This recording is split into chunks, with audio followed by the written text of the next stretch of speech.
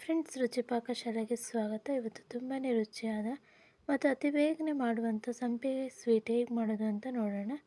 ಮೊದಲಿಗೆ ಒಂದು ಬೌಲ್ಗೆ 1 ಕಪ್ನಷ್ಟು ಮೈದಾ ಹಿಟ್ಟನ್ನು ಹಾಕ್ಕೊಳ್ತಿದ್ದೀನಿ. ಮೈದಾ ಹಿಟ್ಟನ್ನ ಹಾಕ್ಬಿಟ್ಟು ಸ್ವಲ್ಪ ಒಂದು ಚಿಟಿಕೆಯಷ್ಟು ಉಪ್ಪನ್ನು ಹಾಕ್ಕೊಂಡು ಸ್ವಲ್ಪ ನೀರನ್ನು ಹಾಕಿ ನಿಧಾನಕ್ಕೆ ಕಲಿಸ್ಕೊಳ್ಳಿ. ಒಂದು ಚಿಟಿಕೆಯಷ್ಟು ಉಪ್ಪನ್ನು ಹಾಕಿ ನೀಟಾಗಿ ಚಪಾತಿ ಹಿಟ್ಟು ಥರ ಕಲಿಸ್ಕೊಳ್ಳಿ. ಜಾಸ್ತಿ ಮೆತ್ತಗೆ ಮಾಡ್ಕೊಬೇಡಿ, ಚಪಾತಿ ಹಿಟ್ಟಿರುತ್ತಲ್ಲ ಅದೇ ಥರ ಇರಬೇಕು. ಎಲ್ಲನೂ ಕಲಸಿದ ಮೇಲೆ ಸ್ವಲ್ಪ ಎಣ್ಣೆನ ಬಿಸಿ ಮಾಡಿ ಹಾಕ್ಕೊಂಡು ಚೆನ್ನಾಗಿ ನಾದ್ಕೊಳ್ಳಿ. ನೀವು ಎಷ್ಟು ಚೆನ್ನಾಗಿ ನಾದ್ಕೊತೀರೋ ಅಷ್ಟು ಚೆನ್ನಾಗಿ ಬರುತ್ತೆ. ನೋಡಿ, ಈ ರೀತಿ ನೀಟಾಗಿ ನಾದ್ಕೊಂಡು ಎಲ್ಲನೂ ಕಲಿಸ್ಬಿಟ್ಟು ಸ್ವಲ್ಪ ಹೊತ್ತು ಮುಚ್ಚಿಡಿ. ನೋಡಿ, ಈಗ ಹಿಟ್ಟೆಲ್ಲ ಚೆನ್ನಾಗಿ ನೆಂದಿದೆ. ಇದನ್ನು ಇನ್ನೊಂದು ಸತಿ ನಾದ್ಕೊಳ್ಳೋಣ ಚೆನ್ನಾಗಿ.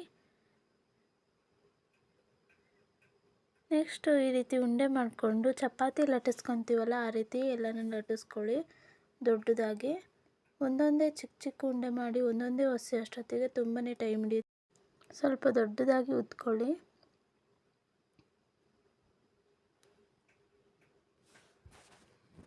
ನೋಡಿ, ಈ ರೀತಿ ಉದ್ಕೊಂಡ್ಬಿಟ್ಟು ಚೆನ್ನಾಗಿ ಒಂದು ಚಿಕ್ಕದು ಬೌಲ್ ಅಥವಾ ಇಲ್ಲಾಂದರೆ ಒಂದು ಬಾಕ್ಸಿಂದು ಕ್ಯಾಪ್ ಇರುತ್ತಲ್ಲ ಅದನ್ನು ತೊಗೊಂಡ್ಬಿಟ್ಟು ಈ ರೀತಿ ನೀಟಾಗಿ ಕಟ್ ಮಾಡ್ಕೊಳ್ಳಿ. ಎಲ್ಲನೂ ಕಟ್ ಮಾಡ್ಕೊಂಬಿಟ್ಟು ಈ ರೀತಿ ಎಲ್ಲನೂ ತೆಕ್ಕೊಂಬಿಡಿ. ನಿಧಾನಕ್ಕೆ ತೆಕ್ಕೊಳ್ರಿ. ಈ ರೀತಿ ಮಾಡಿದ್ರೆ ಬೇಗ ಮಾಡ್ಬೋದು. ನೀವು ಸಹ ಟ್ರೈ ಮಾಡಿ.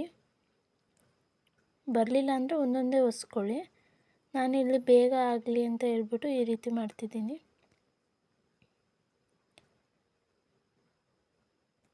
ನೋಡಿ, ಈಗ ಎಲ್ಲನೂ ನೀಟಾಗಿ ತೆಕ್ಕೊಂಡಿದ್ದೀನಿ. ಇದನ್ನು ಇವಾಗ ಸಂಪಿಗೆ ಥರ ಕಟ್ ಮಾಡ್ಕೊಳ್ಬೇಕು. ಮೊದಲಿಗೆ ಒಂದು ಚಿಕ್ಕದು ಚಾಕು ತೊಗೊಂಡ್ಬಿಟ್ಟು ನೀಟಾಗಿ ಮಧ್ಯದಲ್ಲಷ್ಟೇ ಕಟ್ ಮಾಡ್ಕೊಳ್ಳಿ. ಪೂರ್ತಿ ಉದ್ದಕ್ಕೆ ಎಳಿಬೇಡಿ, ಕಿತ್ತೋಗ್ಬಿಡುತ್ತೆ. ಮಧ್ಯದಲ್ಲಷ್ಟೇ ನೀಟಾಗಿ ನಾನು ತೋರಿಸ್ತಿದ್ದೀನಲ್ಲ ವಿಡಿಯೋದಲ್ಲಿ ಆ ರೀತಿ ಕಟ್ ಮಾಡ್ಕೊಳ್ಳಿ. ಕಟ್ ಮಾಡಿಕೊಂಡು ಆ ಕಡೆ ತುದಿ ಮತ್ತು ಈ ಕಡೆ ತುದಿ ಇಟ್ಕೊಂಡು ನೀಟಾಗಿ ಈ ರೀತಿ ವಿಡಿಯೋದಲ್ಲಿ ನಾನು ಹೇಗೆ ತೋರಿಸ್ತಿದ್ದೀನೋ ಹಾಗೆ ಮಾಡ್ಕೊಳ್ಳಿ. ನೋಡಿ, ಸೇಮ್ ಸಂಪಿಗೆ ಥರನೇ ಬರುತ್ತೆ. ಎಲ್ಲನೂ ಇದೇ ಥರ ನೀಟಾಗಿ ಮಾಡ್ಕೊಳ್ಳಿ. ಬೇಗನೆ ಆಗುತ್ತೆ. ಈ ರೀತಿಯೇ ಮಾಡಿ. ನೋಡಿ, ನಾನೆಲ್ಲನೂ ಮಾಡಿ ಇಟ್ಕೊಂಡಿದ್ದೀನಿ. ಈಗ ಒಂದು ಬಾಣಲಿಗೆ ಎಣ್ಣೆ ಹಾಕಿ ಚೆನ್ನಾಗಿ ಬಿಸಿ ಮಾಡ್ಕೊಳ್ಳಿ.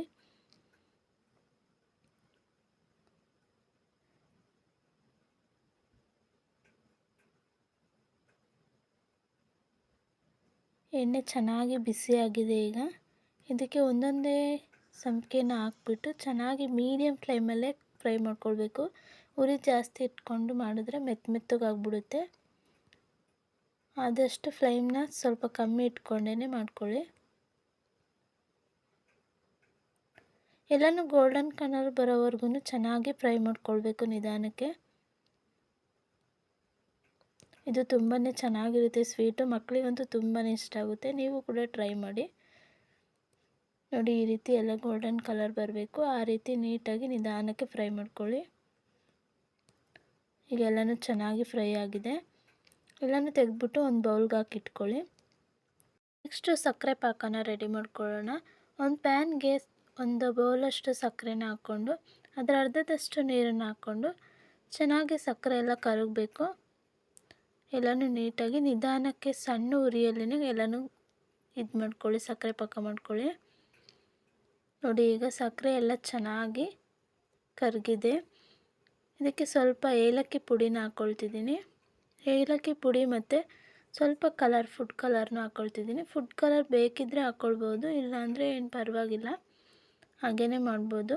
ಇದನ್ನು ಒಂದೆಳೆ ಪಾಕ ಬರೋವರೆಗೂ ಈ ರೀತಿ ಮಿಕ್ಸ್ ಮಾಡ್ಕೊಳ್ಳೋಣ. ಚೆನ್ನಾಗಿ ಬೇಯಿಸ್ಕೊಳ್ಳಿ. ಒಂದೆಳೆ ಪಾಕ ಬರಬೇಕು. ನೋಡಿ, ಈಗೆಲ್ಲ ಪಾಕ ಚೆನ್ನಾಗಾಗಿದೆ. ಒಂದೆಳೆ ಪಾಕ ಬಂದಿದೆ. ಈ ರೀತಿ ಕೈಯಲ್ಲಿ ಮುಟ್ಟಿದ್ರೆ ಈ ರೀತಿ ಪಾಕ ಬಂದಿರಬೇಕು. ನೆಕ್ಸ್ಟ್ ಇದಕ್ಕೆ ಆವಾಗಲೇ ಫ್ರೈ ಮಾಡಿದಂಥ ಎಲ್ಲ ಸಂಪಿಗೆ ಸ್ವೀಟ್ನ ಹಾಕ್ಬಿಟ್ಟು ಈ ರೀತಿ ಒಂದು ಸತಿ ಅದರೊಳಗೆ ಅದ್ದಿ ಎಲ್ಲನೂ ಒಂದು ಪ್ಲೇಟಲ್ಲಿ ಹಾಕಿಟ್ಕೊಂಡ್ರೆ ರುಚಿಯಾದ ಮತ್ತು ಟೇಸ್ಟಿಯಾದ ಸಂಪಿಗೆ ಸ್ವೀಟ್ ತುಂಬಾ ಇಷ್ಟ ಆಗುತ್ತೆ. ಮಕ್ಕಳಿಗೆಲ್ಲ ಚೆನ್ನಾಗಿರುತ್ತೆ. ನೀವು ಕೂಡ ಟ್ರೈ ಮಾಡಿ ಒಂದು ಸತಿ. ಈ ವಿಡಿಯೋ ನಿಮಗೆ ಇಷ್ಟ ಆಗಿದ್ದರೆ ಲೈಕ್ ಮಾಡಿ, ಶೇರ್ ಮಾಡಿ ಮತ್ತು ನಮ್ಮ ಚಾನಲ್ಗೆ ಸಬ್ಸ್ಕ್ರೈಬ್ ಮಾಡಿ.